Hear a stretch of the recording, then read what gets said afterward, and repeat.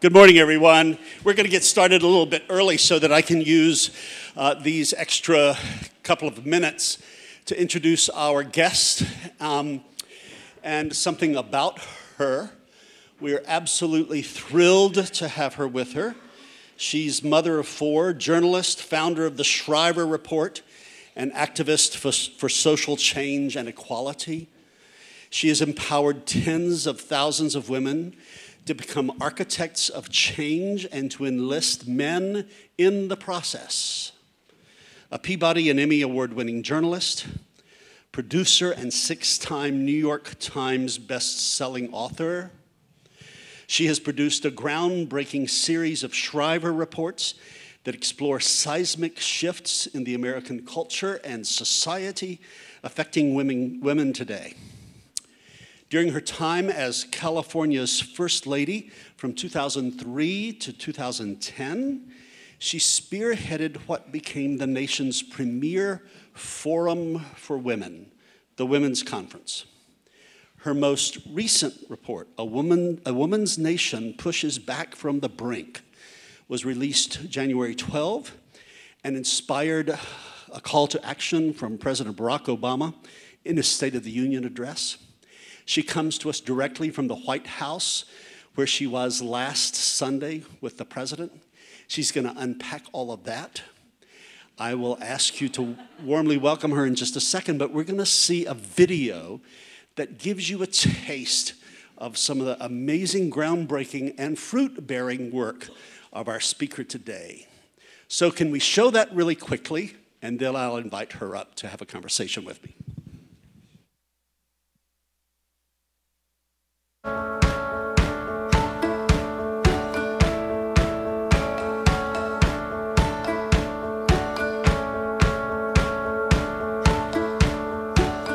There are 42 million women like this one, and this one, and this one.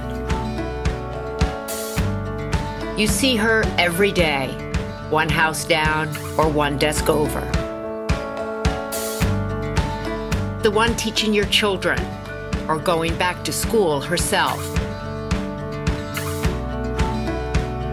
She works hard to hold down a job, or even two, to provide and parent, often without a partner, to juggle the needs of young children and elderly parents, to be the backbone of her family.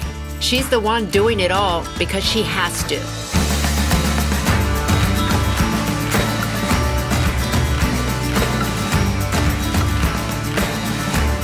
She is one missed paycheck, one sick child, one broken down car away from losing it all. You might know this one. She might be a lot like you. She could be looking to shatter the glass ceiling or just trying to stay on her feet. This one and the millions like her make up the foundation of our country. She keeps our families moving, our communities going, and our economy growing. She's the one 28 million kids depend on. We can't afford to let her down or count her out. So let's help lift her up. We are the ones. To add your voice and share your own story, visit shriverreport.org.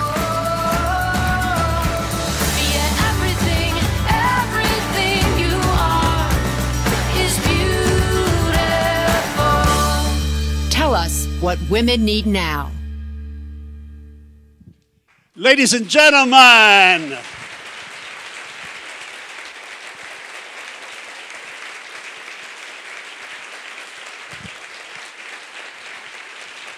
that is appropriate applause for that film. And now let me invite you to warmly welcome All Saints Church's newest best friend, Maria Shriver.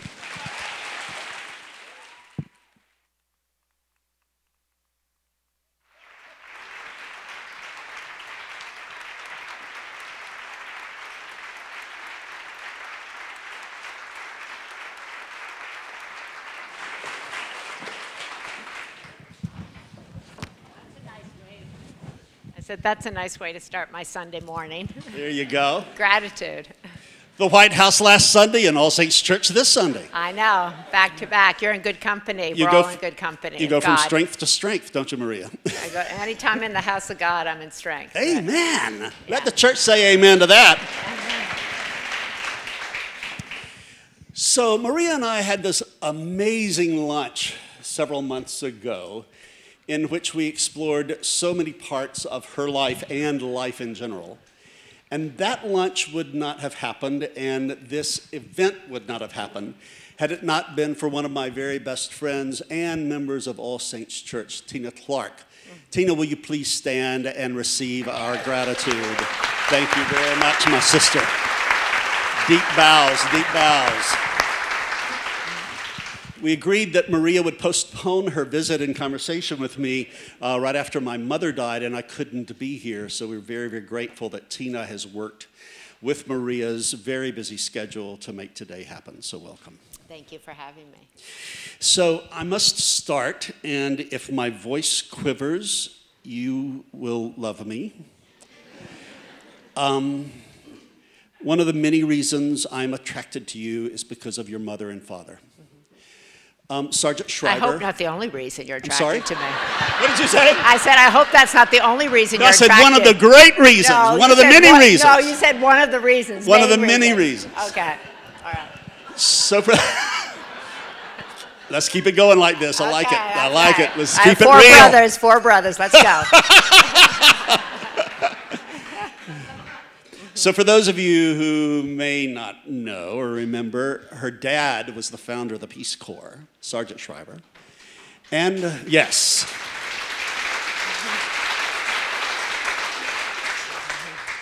And her mother, Eunice Kennedy Shriver, was the founder of Special Olympics.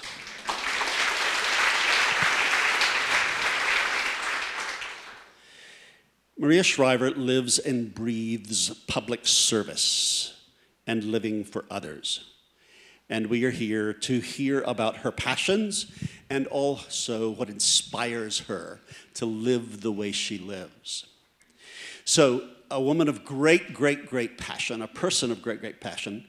I want to dip into economic inequality. Let's start there, because that has become a very important peace and justice focal area for our work here, economic justice through nonviolence. So you're doing amazing things. That's what led you, that's why you were at the White House last Sunday. Tell us about that, please. Well, the film that we showed here, the little clip of it, is a film that we did in partnership with the Shriver Report. It's called Paycheck to Paycheck. And it's on HBO Go now, and it'll be on DVD in the fall. And it really was to try to put a face to the figure of the 42 million working women and the 28 million children who depend on them that are churning in and out of poverty. And the vast majority of this country is really working really hard and not achieving the American dream, barely able to get up off the brink of poverty. So that's what the film did and is continuing to do. And what I wanted to do was really when Lyndon Johnson and my dad, go back 50 years, did launch the war on poverty, the image of poverty in this country was somebody in Appalachia or somebody in the inner city. And what we wanted to show, and because the facts bore this out, was that the image of living on the brink of poverty and income insecurity looks exactly like people in this room. And everywhere you go, people are living paycheck to paycheck. And so what the report was trying to do was say, what do people need? How did they get there? What we can do from government, what businesses can do, because the vast majority of families are all working, and what individuals themselves, women and men, can do to stay off the brink, to get off the brink, and how we need to talk to our children, boys and girls, about living a life that will require them to be parents, providers, partners, and people. I call it all those 4 Ps. And that's something that men are being called to become and women are being called to become. And as I say very often, you know, women, there's nobody coming to provide for you. You have to think of yourself as a provider. And men, you have to think of yourself as a partner and as a person. and as someone who's going to be, you know, equally engaged in the home and at work. And so I think the report was successful because it talked not about just a government solution, but it talked about what I call the three-legged stool, and it tried to bring the discussion of really working families. The summit at the White House was called Working Family Summit because these are people who are working and not being able to get by. Income inequality always sounds kind of, to me, the word, you know, income inequality. It's just, it's working people and their goals to prosper, and how do they prosper as opposed to land in the brink. So tell us about what happened last Sunday. What was the occasion and what happened? Well, it was on Monday, because Sunday we were at the mayor's conference in Dallas where we talked about the same subject, and they announced a big task force on income inequality that's being led by the mayor of New York and the mayor of Boston. And so I was there to announce that. And then the working summit the next day was really built off of the work of the Shriver report to have working families talk about what would make a difference in their life, the high cost of childcare. So many women, their paycheck doesn't even equal what it costs in childcare, and why don't we as a nation have a childcare policy that allows both parents to work, to thrive, and do well? Why don't we have paid leave, family leave, when so many other countries do? Families need that to take care of elderly parents. My father died of Alzheimer's, and I've done a lot of work on that, and that's as more and more people get Alzheimer's and require care, men and women who are in their 40s and their 50s have to drop out of the workforce to care for aging parents. And so the Working Family Summit looked at what families need to make it in America in 2014. And it's not as simple as just raising the minimum wage, although that is really important. And many cities, when I was down at the mayor's conference, were doing that on their own, not waiting for the federal government. But it's also more complex. It's about education. It's about delayed family planning. It's about, your correlation of your education to staying off or out of poverty. It's about your ability to provide and parent. It's about flexible workplaces. It's about daycare. It's about paid leave. It's about all of these things working in concert. So I'm hopeful that this discussion will become what I call a Main Street discussion, and that people will begin to vote for people, be they male or female, Democrat or Republican, who talk about elder care, who talk about paid leave, who talk about personal responsibility and personal accountability. And so I think just by having the summit, and ironically, it was the first time since this country was founded that there's been a Working Family Summit. So I think that's both the good news and the whoa simultaneously. But when I met with President Obama in January about this report, before the State of the Union, he said, I understand these issues because I lived these issues. My mom had to go on food stamps for a while. My grandmother raised me. We have so many kids today being raised in multiple generations, and we need our parents to help us. We have more and more women having being single parents. And so we need to talk about the breakdown of the family, the importance of the family, but it's not necessarily as easy as just saying it's marriage. It's about two incomes as well, being able to lift a child off the brink, and also two people loving a child and building that child's self-esteem. So the American family has dramatically changed in the last 50 years, and these reports really report. And they're nonprofit endeavors, because even though I work at NBC, they don't devote this kind of time. At NBC and most networks, we're dealing in 1:30, 2-minute type pieces. But they did cover this report. So that's what both of those summits were about. It's what my work is about, and it's what I try to talk about. So before we get into the Shriver report and how everybody can get connected through your websites and Twitter following, et cetera, just say another word about Monday. Give us a taste about the First Lady and her engagement in this issue, and then also give us a kind of a taste about where Congress is with this. Well, I don't think they're anywhere with this, so I'm gonna, and I think that's the problem. I think that's a real problem, and I think it's there's a lot of talk about this, but not a lot of action. And as my daughter said to me this morning at 5:15, when you have 4 teenagers living with you, sometimes these conversations happen when you don't want them. But this is why I'm a little bit low this morning. But she said, you know, I'm not about words, I'm about action.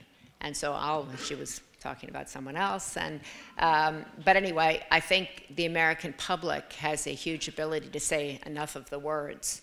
We want action and holding people accountable with your vote. We live in this country where we have the ability to vote. So many countries don't have that right, and so few people exercise it. It's rather maddening to me. And you know, exercise it for a Republican, a Democrat, a male or a female. Here in California, we now have open primaries, but just exercise it, and exercise it for people who care and talk about the issues that pertain to your life. And if they're not talking about it, demand it. And it works, it actually works. So, but coming back to the summit, I would actually, more than the president or the first lady, I would actually talk about Vice President Obama, because Vice President Biden, excuse me. He really struck me because he was a single father for a long time. His first wife was killed, and his child was injured, and he took time off, and he single parented for several years, commuting, and he talked so eloquently and so from his heart about the family he grew up in, and when this tragedy happened to him, about when he came home, his sister had moved into his house. His brother-in-law had moved in. They taken over helping him with his other children. She started cooking. She took over, and how he couldn't have made it out of the darkness and so into the light, and how his children couldn't have made it had his sisters, had his mother, had his family not embraced him, had the voters not allowed him to, quote, take leave. And he spoke really, I think, in a firsthand way about what we need, which is, I think, not just laws. And I talk in the Shriver report about, I think, we said, and I saw this as First Lady, that we need to create, starting in our own hearts, which I know what you do here, a more compassionate, conscious, and caring community. First in our own hearts, and then in our community where we worship, where we live, where we work, and who we are as a country. Because our politics, I find, are incredibly divisive, incredibly partisan. The internet is incredibly mean and anonymous and angry. Our schools, our kids have anxiety. And I feel more than anything that we need to all pause and check our speech, check our words, check our intention, and check our politics, all the way up. And because when someone does speak, I think as a human being, it's so powerful.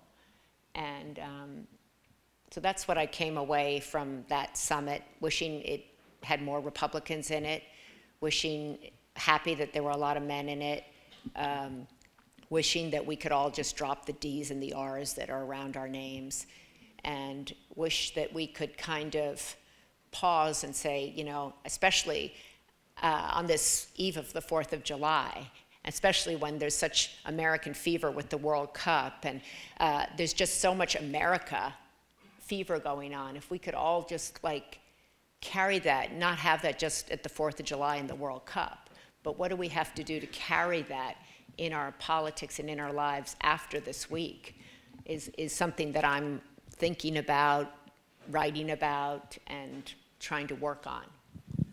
Let's drill down about politics. Okay. We are a very political church. Okay, I'm not a politician. I understand that. Okay. And we've established... By choice. I understand. We've established with the Internal Revenue Service that we're going to continue to be political. Mm-hmm. But we will not be partisan in our politics, but we are going to advocate like mad. How do you do that? We stay with the policies. We have an action table every Sunday. Today, our action is about torture and getting the CIA to release this report. about what we did, torture. But a lot of our actions are about economic inequality, a lot of other things. And the whole notion is the New Testament tells us that faith without works is dead.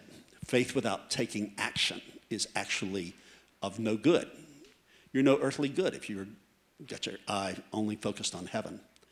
So the Shriver Report seems to me, and your website and your Twitter feed seems to me to be a help to people like us who want to stay action-oriented. So can you talk a little bit about the Shriver Report, about the website, and how it both educates us and calls us to action? Well, I'm all about action. And I think you can have huge action and not through elected office. I think both of my parents were examples of that, having huge effect, huge impact, and neither one of them were elected to elected office. So I think that's number one. The Shriver Report is based in journalism, what I call old-fashioned journalism. It's about facts. It's about the truth.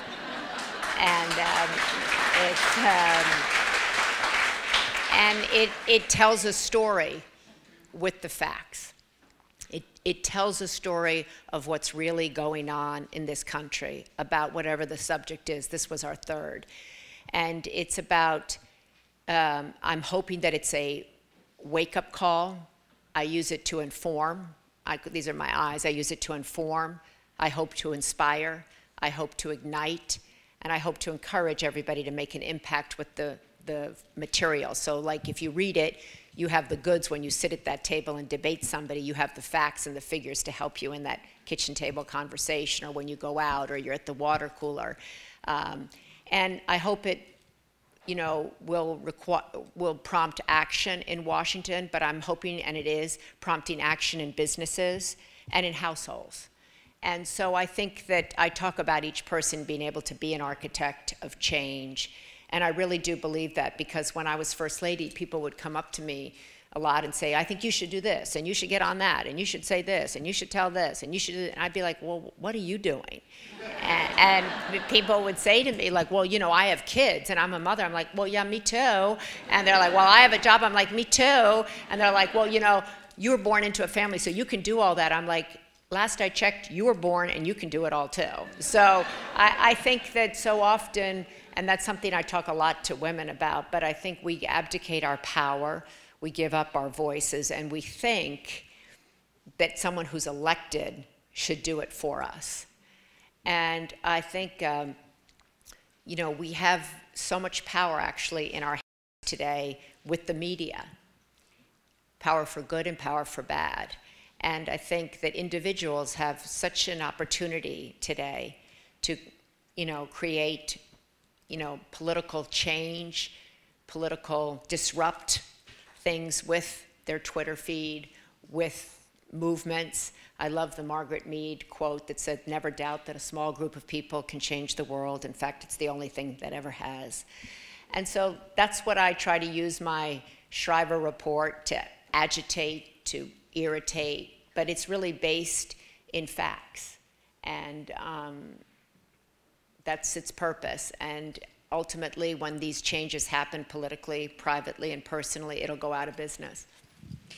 So I'm going to ask you a question about the Women's Conference. When Maria and I got together, one of the things we were doing was conspiring, right? Yeah. And she's got some amazing ideas that came out of phenomenal success when she was leading the Women's Conference, and she'll tell us about that. And she has a vision about the American people needing to come together for inspiring gatherings that are church-like but are not identified with an institutional church. So can you talk about what No, huh? I can't talk about that. Yes, you can. Well, yeah. Talk about what you can talk about.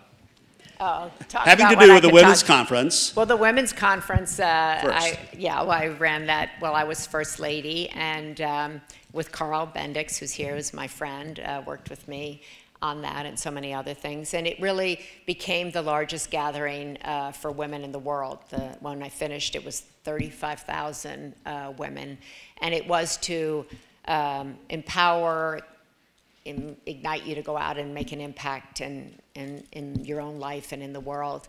And when I finished being First Lady, I remember as I walked out of the last conference, and it was such a success, and we had started these Minerva Awards and given them to, you know, all kinds of well-known people and people you've never heard of. And I thought that in its incarnation was done. And the last theme of the conference, the women's conference, was "It's time." And I thought, you know, it's time to lay that down. It's time for me to go, and it's time for me to kind of think about something that involves women and men, and that is not just in name only to women, but that's also inviting to men. I'm a mother of 2 boys, a sister to 4 brothers, and so I've been thinking about different ideas to inspire gatherings that bring men and women together, that are, in the words of Rumi, out beyond right doing and wrongdoing. And then I add fear, expectation, and judgment to what I call the open field. And then I say, I'll meet you there. And I was conspiring with you and Tina and Carl and thinking about how we could, you know, really have an experience that was both spiritual and political, and by that I mean it in service to the public good, and impactful, but I haven't figured it out. So I want us to be in conversation with Maria in the future about how all of us could help figure this out, because it's an amazing and I think very needed vision for the globe, not just for the US. But the notion of the open field from Rumi's poem, that we all go out there beyond those things that divide us and create something new that promotes life for everyone. And there might be even open field communities, so that some would be religious, some would be secular, some would be very institutional in their orientation, some wouldn't have to subscribe to any kind of dogma, but we were all kind of having this brand of being out beyond the things that divide us and promoting empowerment, transformation, and the human family. And I'm still inspired by that, Maria. I hope we can continue talking about it. Oh, good. Well, I'm inspired by it too. But I think that it also, when I think about it, it also would inspire responsibility and accountability. And I think that's a really important, you know, I think word and notion that, you know, I try to always think about what unites us, because we're always hearing through the media and everything else about what divides us. And I think if we can get beyond the D's and the R's, that you're rich, he's poor, you know, you live here, they live there. And I find that we're becoming, as we have more media choices, more and more segregated in where we live, what we watch, what we read, and we just kind of get this one thing. But something that really talks about what do we all share? So, you know, is there some kind of common community service to the nation? Do we all vote? Do we all agree to kind of be out beyond in our judgment? I think there's a lot that can be done in terms of bringing us together. We only seem to come together for either what now is the World Cup or some massive tragedy. And even now, a tragedy lasts about 3 days and people have moved on. And Pope Francis, who I'm a huge admirer of, and he said in a speech that I read a couple months ago that he felt that indifference was one of the greatest problems plaguing us as a world. And I wrote a piece on that because I started to think about, it was a line in a long thing, and I kind of caught on to it, and I said, indifference. That is really so true. That we are becoming, I think, in many ways, an indifferent nation, indifferent to our fellow man and woman, indifferent to a political party that has a different letter in front of it, indifferent to someone who was born in a different place. And I know in my soul, and I know that's what you all work on here, that there's a lot more that unites us than divides us. And if we could get the language and the community and drop the judgment, and I think it's the anger, which is really fear. I read a great quote this morning when I was meditating to come over here, and it said, when there is fear knocking, when you feel consumed by fear, the only response to that is faith. And I thought about that, and I was like, yeah, we're scared people, right? We're scared of not being big enough, not being rich enough, not being famous enough, not enough.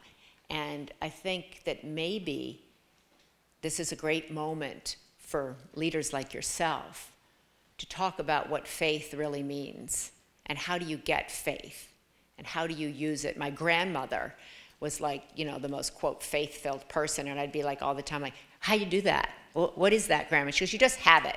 I'm like, that doesn't work. She goes, just kneel down and pray. I'm like, oh, what? Oh, where? And she goes, I just have faith. I'm like, who are you talking to? Because, like, faith is hard. Faith is really hard, and we have to get it when we're really down and we're really scared. And we have to just, like, believe that it's real, I guess. I don't know. How do you describe faith? I describe it as trusting. Trusting. Trusting the energy of love in the world. And that is exactly what you need to do when faith comes knocking. So it's hard. It is, and it is a gift.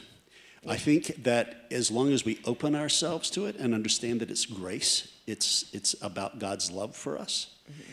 And we literally open ourselves to it in meditation, mindfulness, getting together in the community, mm-hmm.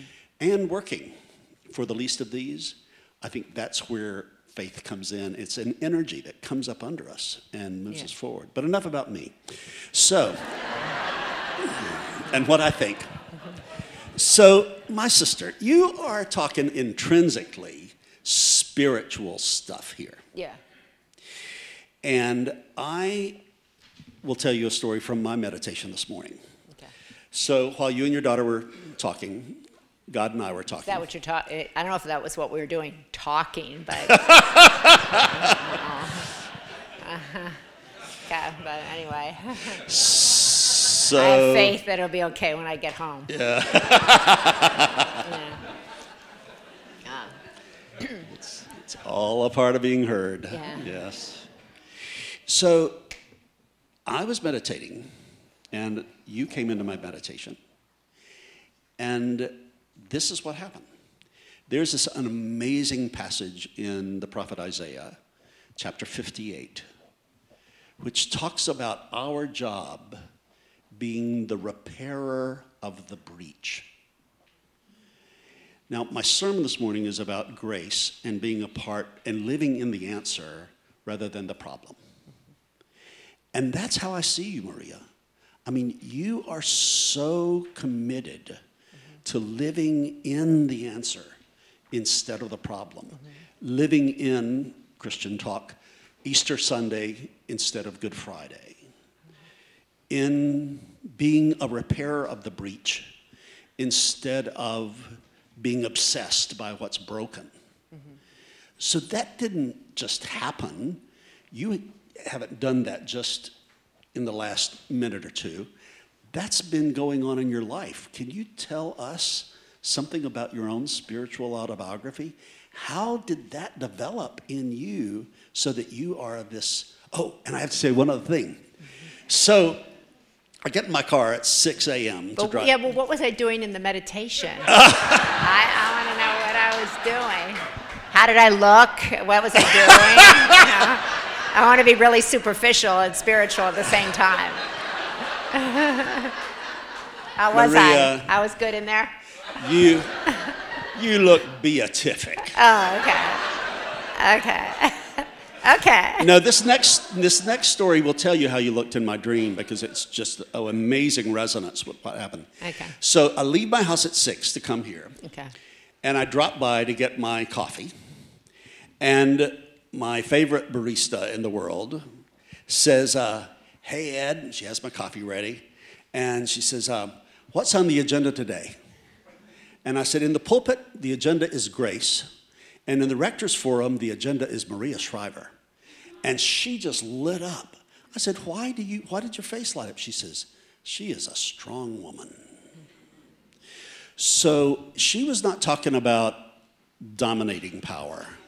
She was talking about empowering power, power that transforms. So that's how you were in my meditation and in Stacy. So how'd you get that way? Through breaching. All right. I think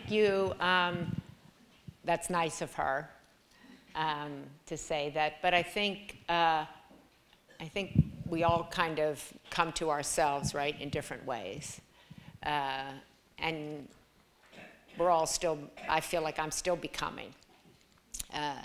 But I grew up in a family where there were a lot of, like, you're using the word breach, but like woes. And you have to process those things in your own way and deal with them how you best can. And I was educated by the nuns, the Convent of the Sacred Heart, and then I graduated from Georgetown, so I went to the Jesuits, and I minored in theology.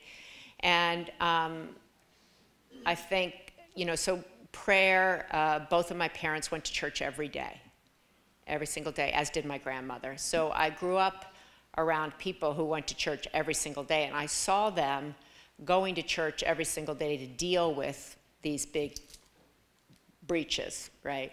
And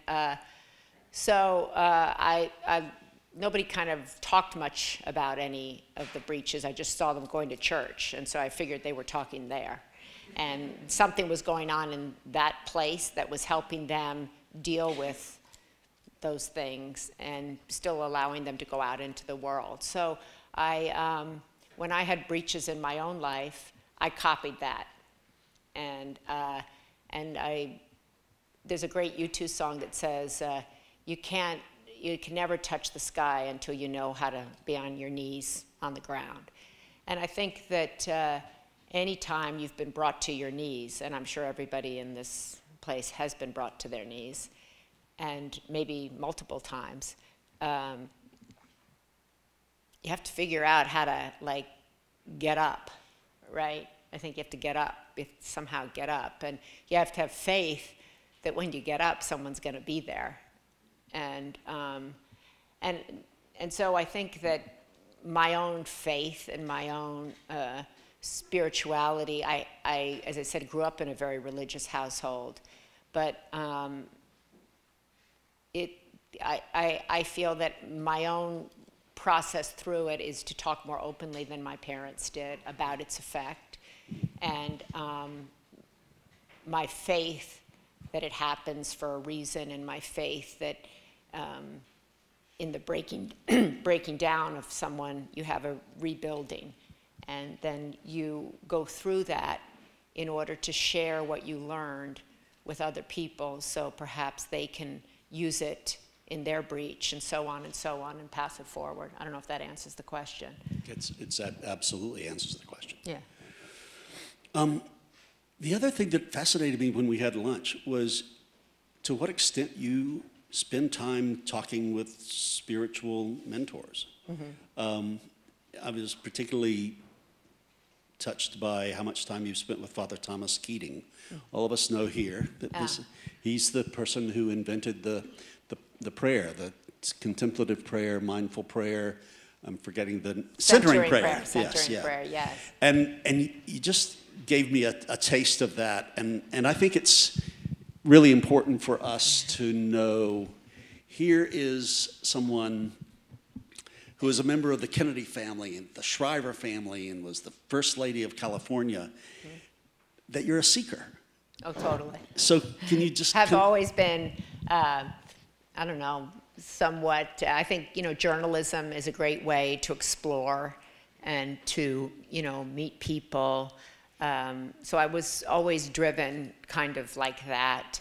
I've always, I think if you grow up in a really well-off family or a famous family, you're always looking for a taste, quote, of normalcy, a taste of peace, or where is that, how do you get it?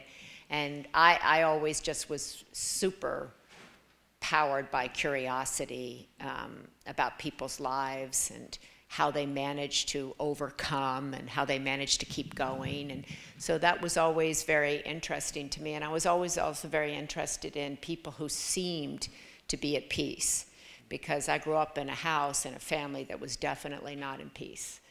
I was saying to my brother the other day, even when I sit on the couch today, at 58, I am terrified my mother's going to see me, and she's been dead 4 years. So that's never sat down in my house. It was like, I remember the first book I wrote. I came home and I had done my first book signing. My father said to me, "Well, where's the next one?" I was like, "Oh, well, it hasn't even been out a week yet." And he's like, well, what are you working on now? I'm like, "Well, I'm just trying to like do this book." And he's like, no, you got to get onto something. I was like, oh, okay, all right. I was like, okay, I'm gonna get it. And I was like, geez, we got to get another book. So I grew up like that, where the stakes were high, the achievement level was high, there was a restlessness in all the people. And so I've always been fascinated with people who were able to meditate, who were at peace. Visiting Father Keating in Aspen, where he lives, I met him and went to visit him, and he's so calm and quiet. And I'd be asking, I was like, how'd you get like that? How'd you get like that? I was like, how'd you get like that? I was like, I want to get that before I get out of this room. I was like, I have like 20 minutes for you to teach me how you got like that. But so I've always I've read a lot of Merton. I've read, Henry Nouwen. I've visited Thomas Keating. I read Richard Rohr. I've been to spend time, like 2 years ago, with cloistered nuns in the Abbey in Connecticut. And I went there really on my knees to find my way. And I've often found my way with the help of spiritual leaders. Yeah. So is there a question I haven't asked you that you really want to answer? No. No, I'm just happy to be here. I'm happy. I was happy to meet you, and because I've always heard about this church and this community, how spiritual and also how involved it is in social justice. And I met Tina, and I just kind of like, you just bond with somebody, you can't explain it, you don't know why. And so I was happy, I am happy to be here, and amidst people who have a spiritual consciousness, a desire to make the country better, to help people, and who are, I assume, also people looking for ways to be involved, but also ways to be at peace. Finally, the handout we've made available for everyone. Can you just talk a little bit about that, please? Okay, I think that's the handout that was in the Shriver report, or that is in the Shriver report, which you can get at a bookstore. You can also download it from the Shriver report website. And it also talks about 10 things that you can do to power what we call a woman's nation, because we are that in number. And like when I went to the mayor's conference on Sunday, we came up with a city festo, 10 things that mayors could do to move their cities forward. And we've come up with 10 things businesses could do, 10 things government can do. But this really is 10 things that we can all do. And so I try to talk a lot to remind women, particularly that if they've gone out into the workplace and they're hiring somebody to take care of their children or their parents, pay them a living wage. Give them the benefits that you ask for when you go to your workplace. Be a model employer. It talks there about raising, as I said, girls to think of themselves as providers and not people who are provided for. Communicate that message that people who delay childbirth to get an education do better financially. Talk to your sons about respecting women, about being conscious and socially aware, about being good fathers and good partners, and explaining that that's as important, if not more, than the corner office or the fancy car. I have this discussion all the time in my house with 24-year-old boys, and they're like, you know, but I know they're getting it. I know they're getting it, because then they come back and tell me about an article they read or something. But I think it's a tough time to be a man in our society today. I think it's a really tough time to be a young man and to be a man, because I think men in many ways have been more straight-laced, straight-jacketed than women. And I think women have given men very often mixed messages. We want you to be a provider, but we want you to be at home. We want you to be tough and strong, but we want you sensitive and kind. We don't want you to be the jerk, but we like the jerk. And so, and so I think that there's a lot that can go on in gender equality that men need to step into, but women, I think, can do a better job of inviting them in.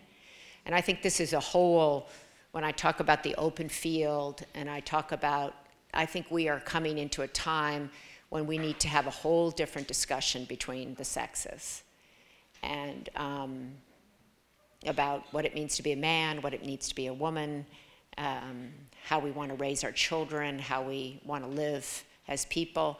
But so that's another report, but I like to say that because I'm not interested in just empowering women. I'm really interested in listening to men and finding out how we can do a better job of coexisting and supporting one another. And I think that, to really encourage people, as I say in there, to vote. And I know women who say to me, well, I can't afford to give my housekeeper health care, and I pay her $15 an hour under the table. I'm like, well, you pay your trainer $200 an hour. And they're like, oh, well, I'm like, and you pay the person to take care of your mother with Alzheimer's $10, do you find anything off on that to yourself? And then people are like, well, actually, I never thought about it that way. And so when I come out of the water polo, all the other mothers run. They're like, don't come there, stop talking to me. But I think I think that there is a lot of that.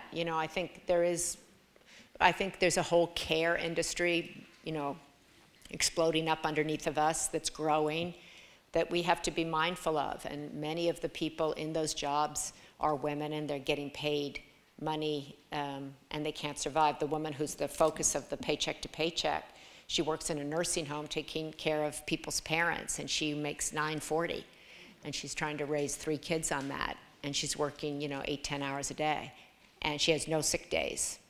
And 70% of all minimum wage workers are women with no sick days. So that's not this country. And I think that the people in this community can do something about that. And particularly in California, the richest state, we have more billionaires than any other state, and we have the highest rate of poverty. And I think that we should talk about that. Good deal. Thank you so much for being with us. We're your partner. We want you to be our partner. Let's keep it at it. And any way we can conspire to change this world. Explore. Explore. Let's do it. Okay. Thank you, Maria Shriver. Thank you.